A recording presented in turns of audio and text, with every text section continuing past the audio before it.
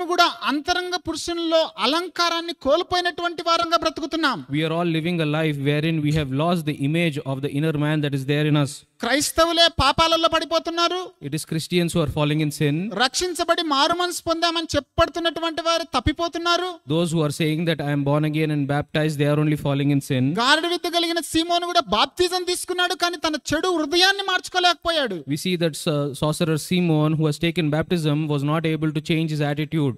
ఇర్మియా గ్రంథం 17వ అధ్యాయం 9వ వచనంలో మన హృదయం ఘోరమైన వ్యాధి గలదని బైబిల్ సెలవిస్తుంది. It is mentioned in Jeremiah chapter 7 and verse 9 that our heart is deceitful above all things. So మనం ఎంత చెడిపోతున్నామో రోజు రోజు కన్నది బల్ల దగ్గరికి వచ్చినప్పుడు పరిశీలన చేసుకోవాల్సినటువంటి అవసరం కనపడుతున్నది. It is seen, or we can see that there is a necessity for us to actually check our hearts and check our lives when we come to the Lord's table. మనిషిని దేవుడు సృష్టించినప్పుడు When God created man, స్త్రీగాను పురుషునిగాను చేస్తూ